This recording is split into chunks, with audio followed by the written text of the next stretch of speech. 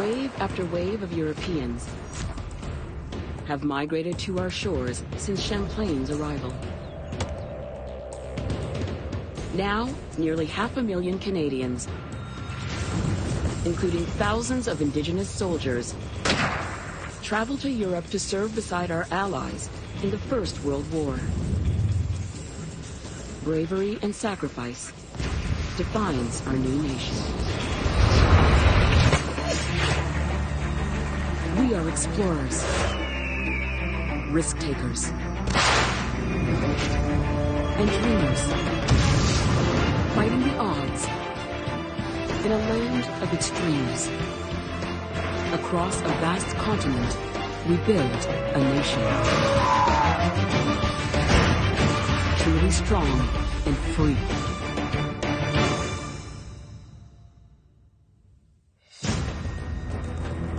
August 1914. War erupts across Europe. As a British Dominion, Canada automatically joins in the fight. A young country seeking to find its place on the world stage. Within 6 weeks, 33,000 Canadians volunteer.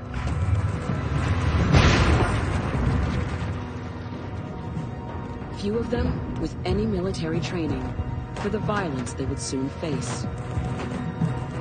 They were farmers and fishermen and teachers and bus drivers and suddenly they were called upon with relatively short training to be killing machines. And they did it not for a couple of weeks. They did it for years.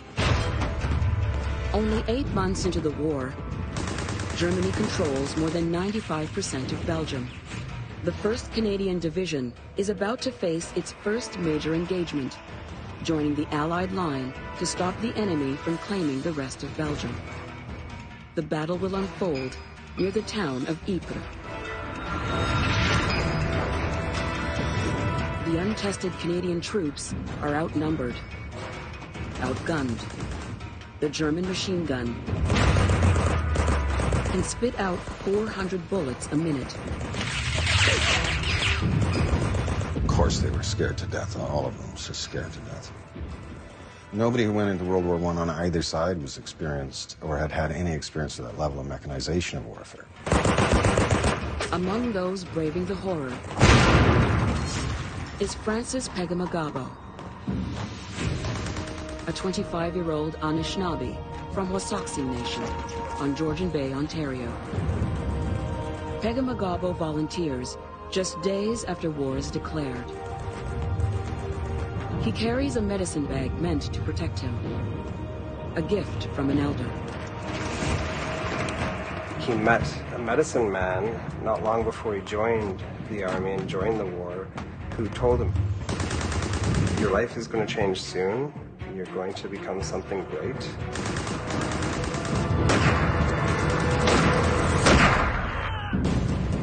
You know, if you grow up hunting, you grow up trapping, you grow up shooting, you're going to be good at this thing called war. Fast and agile, he's assigned the job of messenger. Pegamagabo must relay battlefield tactics from Central Command to the most vulnerable soldiers at the front. Colonel Creighton, right lines. Yes, sir. They had telephone lines, but of course artillery bombardments tore up all the telephone wires. They had rudimentary wireless, they used signals, they used lights, but nothing was as effective, of course, as the human runner. As a runner, Pegamagabo is an open target for enemy fire. Running through the trenches while everyone else is taking cover takes a tremendous amount of courage. Where's the colonel? Down that way. Very few of those soldiers survived. Pegamagabo was one of them. Get this back to command as fast as you can. Soon, Pegamagabo will run into the most horrifying weapon of World War I. April 22nd, 1915. The Germans launched the world's first large-scale gas attack. That death cloud, about 6 kilometers long, of choking gas rolled through 2 French divisions to the north of the Canadians, and those 2 divisions fled. Pegama-Gabo and the 1st Canadian Division are engulfed by 160 tons of deadly chlorine gas. Gas changes everything. Chemical warfare changes everything. Soldiers gasp for breath as the gas reacts with the moisture in their lungs and transforms to flesh-eating hydrochloric acid. 9 Canadian troops die instantly. We sent people in with 19th century formation and 19th century battle tactics into a 20th century hell. It was ironic because it was the gentleman's war, supposedly, and it turned into this real bloodbath. Those who are not killed are disabled, easy targets in the barrage of German bullets. Pegama-Gabo survives, and he gets a critical field reassignment. Got a job for you. What have you got for me, sir? His new mission is to target German gunners plaguing Canadian troops. Pegama-Gabo is an uncommonly good shot, sniper material.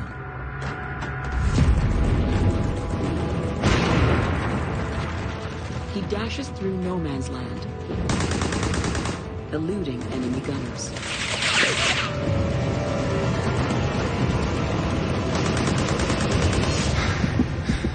Patient. Focused. Motionless. He waits for just the right shot. You have to have a completely different psyche to be a sniper. They will go to extreme lengths, climbing inside the carcass of a dead horse and waiting for 2 days to make that one kill.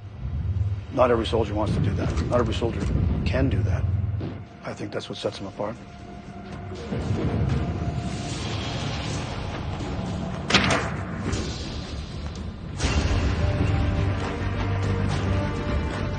The Battle of Second Ypres claims 2,000 Canadian soldiers. More than 4,000 are wounded. But in a stunning reversal, the rookie Canadians hold the Germans back, prevailing against the first major gas attack in the history of warfare. For the first time, a colonial force triumphs against a European power on European soil.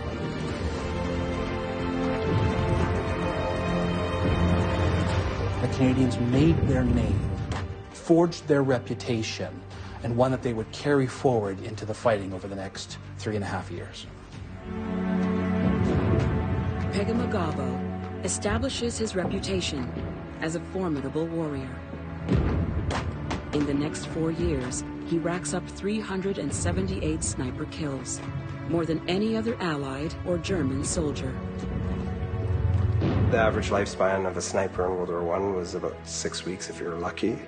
Francis survived the whole, not just survived the whole war, but became the deadliest sniper of that war.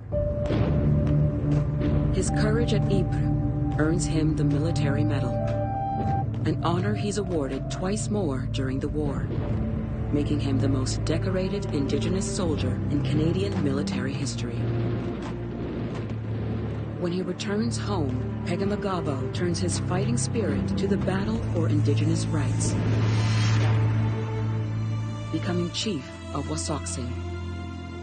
He helps establish a national organization to focus the many voices of Indigenous peoples across Canada. Today, we call that organization the Assembly of First Nations.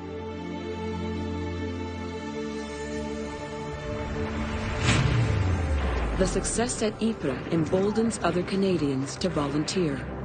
Within 2 years of the battle, 300,000 new recruits ship overseas.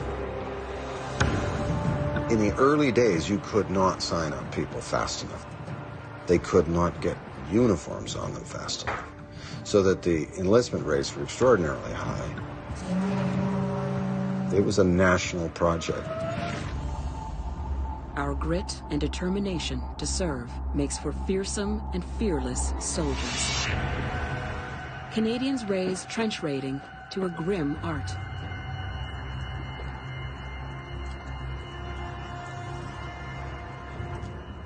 Sneaking into enemy dugouts across the front line. Their mission? Capture German prisoners and secret documents to reveal enemy plans.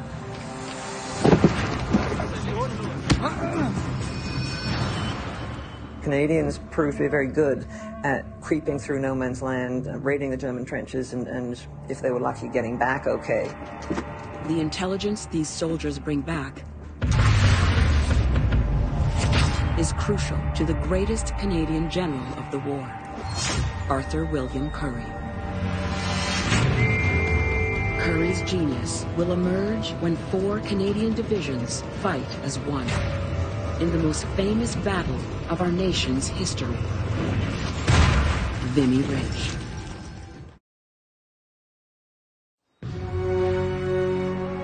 In northern France, rising above fields of wheat and potatoes, the 7-kilometer Vimy Ridge offers a clear view of the surrounding terrain. Early in the war, the Germans captured the ridge and turned it into a strategic stronghold, riddled with barbed wire, connected by 16 kilometers of tunnels, and defended by dozens of machine gun posts. French and British troops have tried for 3 years to recapture the ridge. Now, it's the Canadians' turn. Taking Vimy Ridge was very important. As long as the Germans were there, they had an unparalleled vantage point over the Allied lines. 5 kilometers behind Vimy, the 4 divisions of the Canadian Corps rehearse their attack. For the first time, 100,000 men from across our nation will fight as a unified force. Up to that point, we'd been filling in British battalions and filling in British divisions. And for the Canadians to fight as a single, unified force, I think imbued everybody with a sense of purpose that they otherwise might not have had. A driving force behind these training sessions is 1st Division Commander Arthur Currie. That's what I want. That's much better. Currie has pushed for new battlefield tactics. He uses intelligence reports, captured by trench raiding parties, to construct detailed battlefield mock-ups. This way, common soldiers know exactly where German defenses are located when they attack. Unlike other generals in the First World War, Currie has no professional training. Some of the best generals in the war came from non-military backgrounds. I mean, Arthur Currie had been an insurance salesman, and not a very successful insurance salesman at that before the First World War. As an outsider, Currie brings unconventional thinking to the deadly challenges at Vimy. He had a good mind for warfare. He studied the lessons of battle, what worked, what had failed. Previous Allied attacks relied on frontal assault. Waves of infantry charging en masse, with catastrophic results. 150,000 dead and wounded. Currie advances a different plan. Arthur Currie understood that you did not just throw men into that sort of chaos and expect to achieve anything. It's called the creeping barrage. First, artillery troops shell German defenses. Advance! Then, Hold! infantry move in. Hold! Advance! Artillery and infantry will attack the ridge in tandem Hold! and push the Germans back. Too slow. Do it again. Bring it back down! It was extraordinarily important that it succeed for all sorts of different reasons. Militarily, yes, but also just for us. We had to stand on our own 2 feet out from under the shadow of the colonial power. In another break from tradition, battle plans are reviewed by everyone. As you were. From senior officers down to platoon and section commanders. If they are 1 minute too late, the objective is lost. Curry believes even privates should understand the details of the attack, so they are empowered to make decisions if their commanding officer is lost in battle. He believed that the individual soldier was important, and that it'd be important that he understand his role in that, so that if something goes wrong, he can also fill in that gap. And it made our fighting unit extremely tight. April 9th, 1917. 5:30 a.m. The Canadian battle plan goes into effect. The fury of 983 artillery guns is unleashed on the Germans, forcing them into their dugouts and bunkers. The shelling is so loud, it's heard in England 200 kilometers away. The Germans are being torn up by artillery shells. It's a cacophony of explosions. The soldiers talk about this almost pure wall of sound. Moments later, an initial wave of 20,000 Canadians set out to reclaim Vimy Ridge.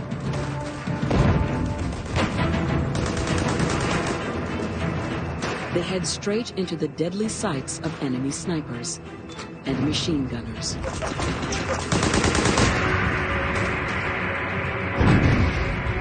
The Canadians are being punched down by sniper fire as they march and fight their way up the ridge. Among those storming the ridge is junior officer Captain Thane McDowell. A star athlete at the University of Toronto, he's brought strength and courage to the battlefield. In the chaos, McDowell and 2 privates are separated from the rest of their battalion. McDowell doesn't falter. He is determined to reach the German bunkers. Junior officers like Thane McDowell, were told to keep going. Take whoever you've got and get to that final objective.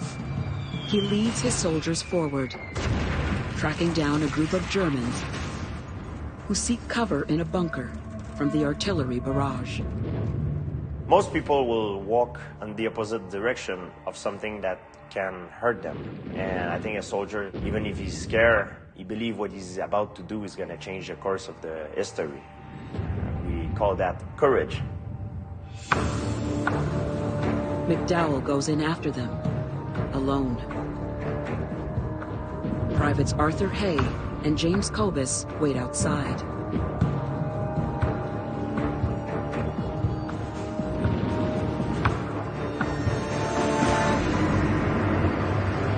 McDowell comes face to face with 75 enemy soldiers.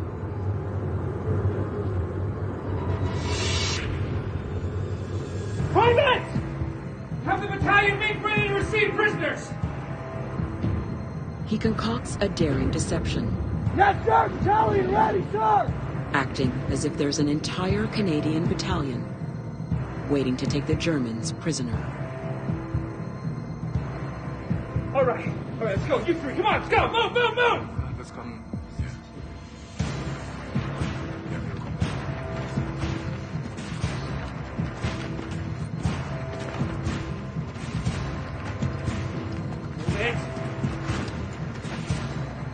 Go, go, go! McDowell sends the Germans out in groups of 12, so Hay and Kobus can keep them subdued. Move, go, go, go! Come on, let's go, move, move, move! Go, go!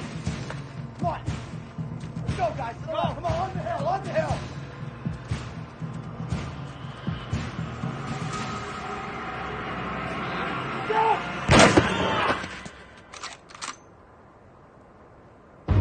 We were the most feared of the Allied forces that they went up against. There are lots of stories of German resistance, but then seeing our patches, that it was Canadian troops that would throw their guns down and put their hands up. We were ferocious. Let's go, guys, to the left. Come on the hill, on the By hill. nightfall on April 12th, Canadian soldiers take the entire ridge, finally seizing strategically crucial Vimy from the Germans. The Canadians, under the command of probably the most innovative general in World War I, Sir Arthur Currie, our general, took Vimy Ridge in 3 days, a feat that had defied the French and the British for 3 years. And all of a sudden, here are the Canadians standing on Vimy Ridge, standing tall and proud. And the rest of the world looked around and saw Canada as capable of accomplishing things that nobody else could. McDowell is one of 4 Canadians at Vimy to be awarded the Victoria Cross, the Commonwealth's most prestigious award for valor. But he's the only one of those 4 men to survive the war. General Currie is promoted to commander of the entire Canadian Corps. This was the commander of Canada's primary fighting force, 100,000 soldiers strong, where he is widely regarded as one of the finest generals on the Western frontier. The Canadian victory boosts Allied morale, but it comes at great cost. 7,000 wounded, 3,600 dead. In gratitude, France gives 100 hectares of its land to Canada as the site of a Vimy memorial.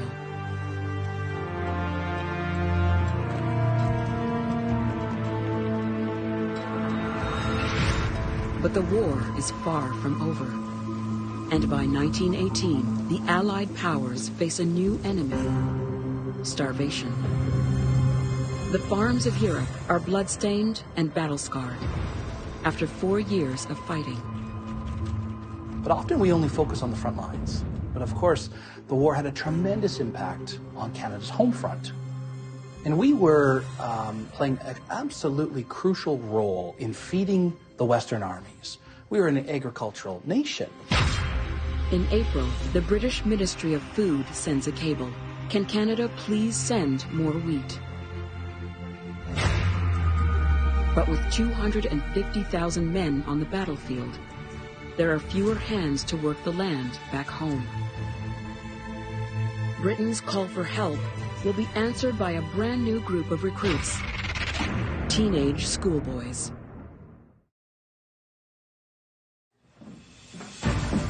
Spring 1918. Kelvin Technical High School, Winnipeg. All right, gentlemen, quiet down. We've got a very important guest speaker today. 9th grader Jerry Andrews has uncles and cousins fighting in Europe. He's too young to enlist, but he's about to be offered the chance to do his part at home. Britain asks Canada to increase wheat shipments, but Allied commanders are also desperate for reinforcements on the battlefield. Canada's 8th Prime Minister, Robert Borden, has made a controversial decision that will divide the country. In late 1917, Borden's conscription law drafts Canadian men into the army. Farmers feel they're already serving by feeding the troops. They win an exemption. But in the spring of 1918, the war machine needs soldiers more than wheat. Over 40,000 Canadian farmers must leave their fields behind and join the fight in Europe.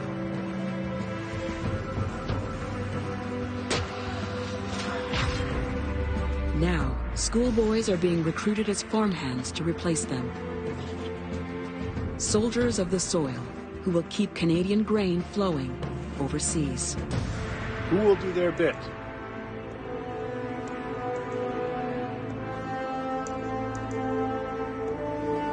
"14-year-old Andrews is one of 22,000 teenagers who sign up.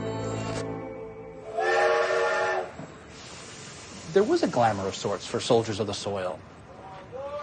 Their fathers Their older brothers, their teachers, they had gone off to war. They had enlisted. And here was an opportunity for these teenagers on the home front to also contribute to the war effort. Andrews finds himself in a strange, tough world, far from comfort. It was my first experience away from home among strangers. You the Andrews boy? Yes, sir. His boss, Frank Grain, must teach this city boy in mere weeks what most farmhands spend their whole lives learning.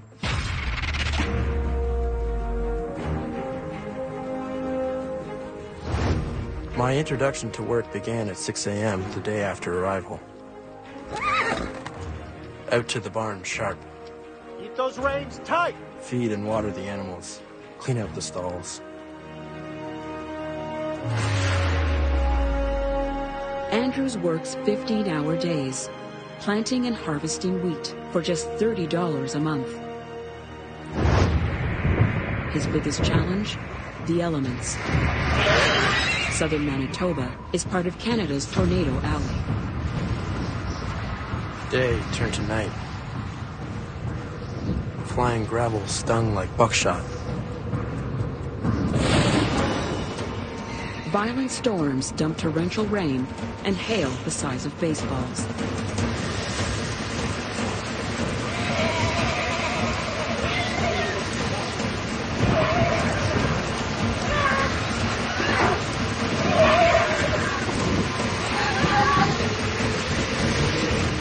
As suddenly as it started, the wind abated. The dust settled. Daylight returned. Like a bad dream, the storm receded.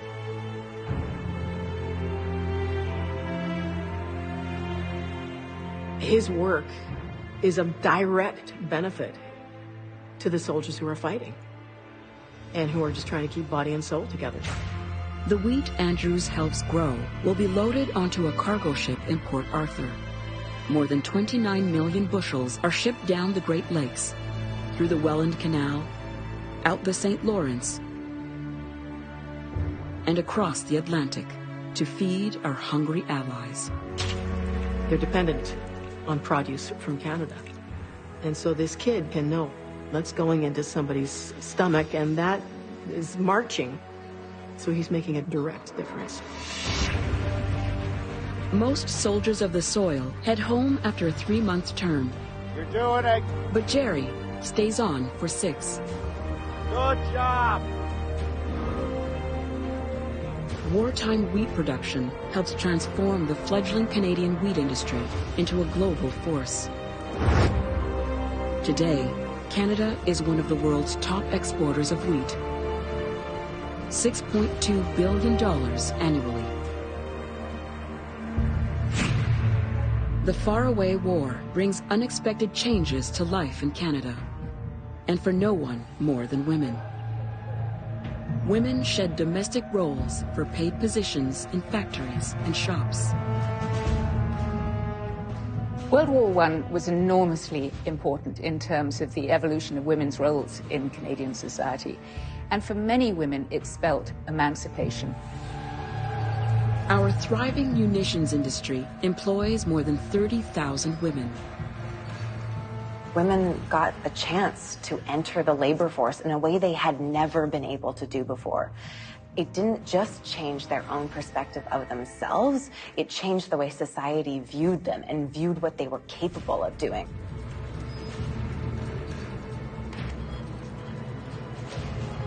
When the war begins, only 5 nurses serve in the Canadian forces. By 1918, 2,500 Canadian women have signed on as nursing sisters overseas. As a young woman, can you imagine the opportunity to really go to the front lines, to prove your mettle, to test yourself, to court danger? It's not so different from that which would motivate a young soldier. Eleanor Thompson enlists shortly after nursing training in Montreal. Meta Hodge also signs up, motivated after her 2 brothers are killed on the front. As part of the Canadian Army Medical Corps, they earned the rank and pay of a lieutenant, a privilege not shared by other Allied nurses. Meta, can you give me a hand with this? Thompson and Hodge have come to the battlefield to save lives. They'll be lucky to escape with theirs.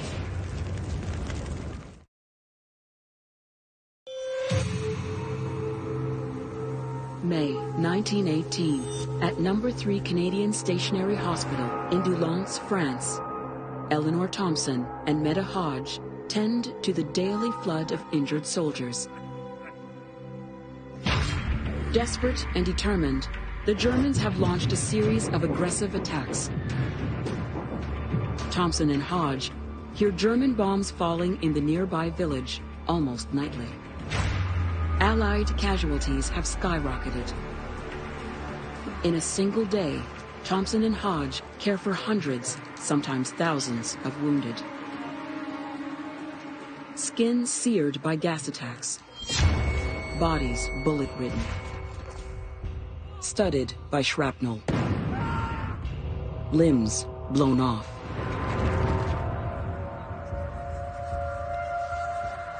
The fighting on the Western Front was industrialized warfare of a whole new scale and magnitude.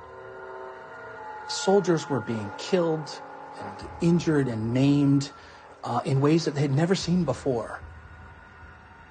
Our nurses, they are dealing with physical and mental and spiritual trauma. They're improvising constantly. They are soldiers in their own right. And then they're a target. Just past midnight on May 30th. The quiet is broken by the whine of a military aircraft. Royal Flying Corps? I don't think so. For 50 years, the Geneva Convention has outlawed any attack on hospitals. That's a German plane.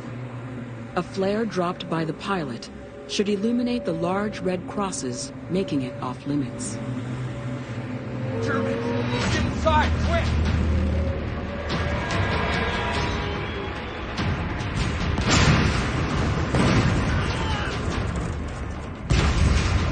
A bomb strikes the hospital dead on. An operating theater is obliterated. Thompson is hit by debris. Hodge's leg is torn open. Their ward is on fire and threatens to collapse. And 1,000 helpless patients are trapped inside the burning building.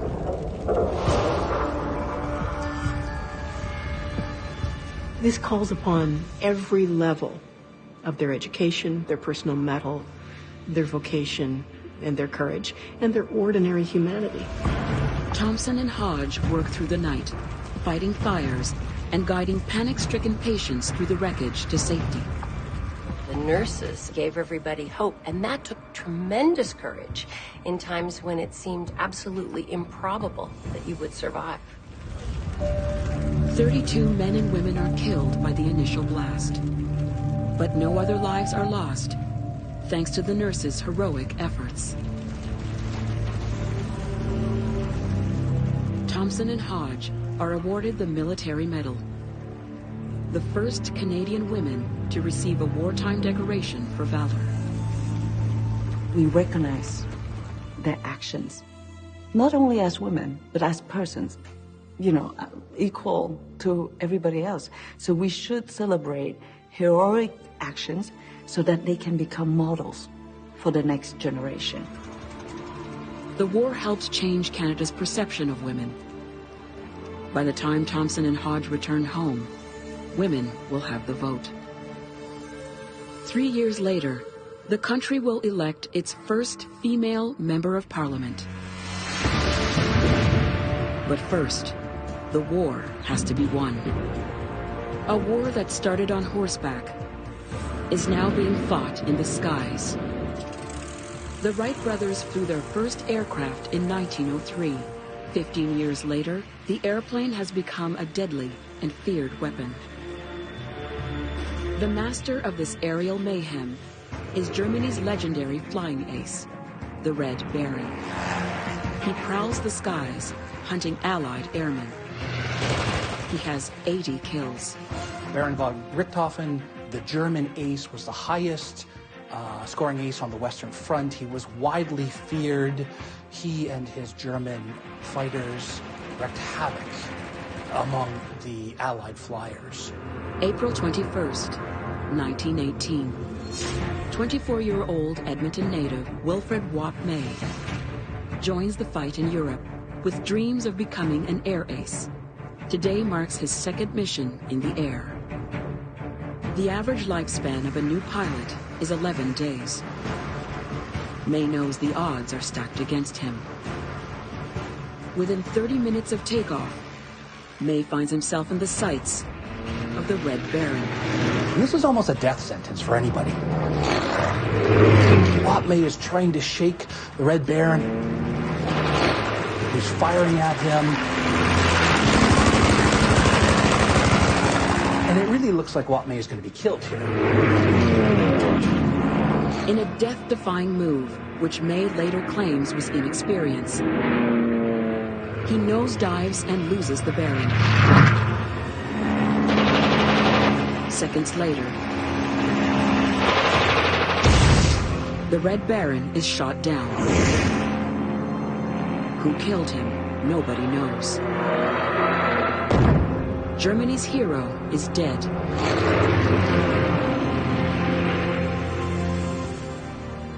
May flies away unscathed, and an instant legend. I mean, almost nobody survives an encounter with the Red Baron. Wap May's tour is almost over, but his greatest act of courage lies ahead of him, in the skies over northern Alberta.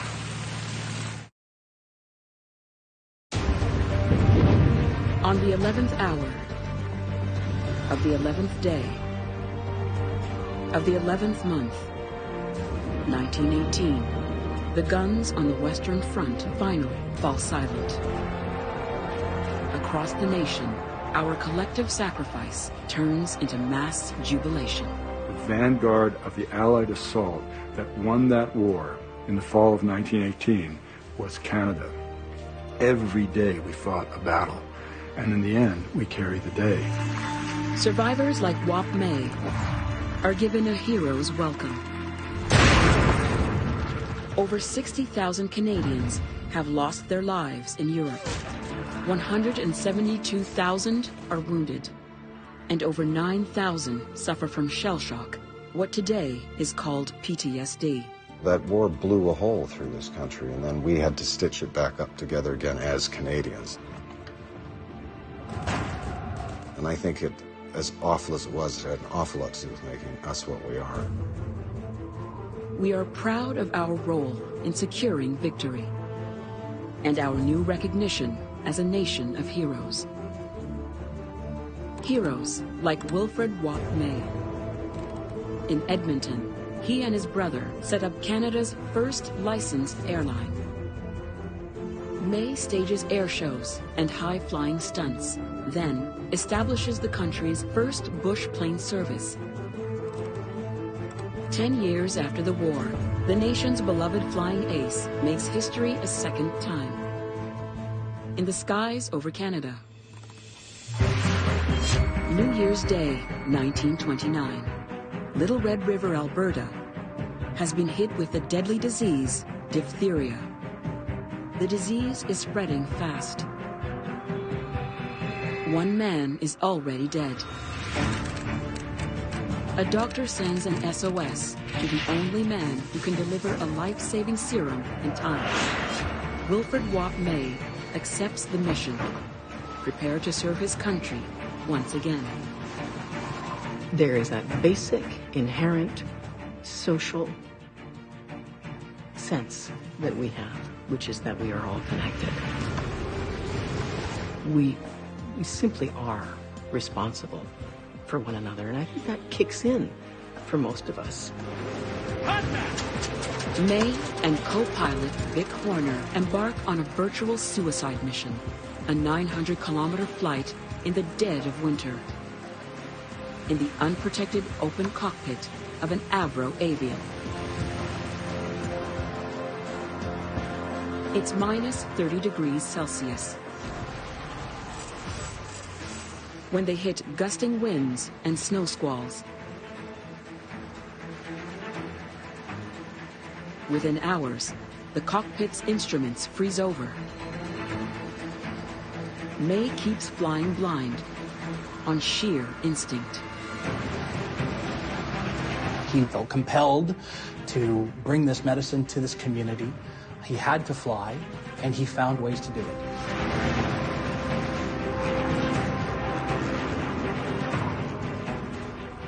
Reports of May's flight reach radio station CJCA in Edmonton.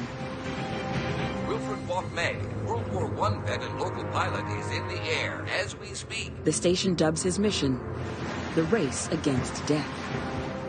Stay tuned for updates, listeners, as we learn more. We'll be right back after these messages. The story goes coast to coast, broadcast into kitchens and living rooms nationwide. Radios used for strategic communication in World War I are now widespread. What's absolutely fundamental to Canadian identity was how radio became so essential as a way to try to connect this vast geography, this community of communities. May doesn't know it, but the nation is following his every move. A caller reports seeing the plane just south of Peace River. Watt May is on his way. Rooting for a beloved war hero to survive the journey and save the people of Little Red River. I think Watt May made that journey because people needed help and he cared. But also he did it because he believed he could do it, that it was an incredible challenge, and he was probably one of the few that was able to accept it and to meet it head on. One day after takeoff, flying ace Watt May and co-pilot Vic Horner achieve the impossible. They touch down in Fort Vermilion. Do you have the serum? Right here, Doctor. And deliver the life-saving serum. Little Red River will be inoculated, and a community will be saved. People live because of that. What an incredible act, what a heroic act, and it's a Canadian act.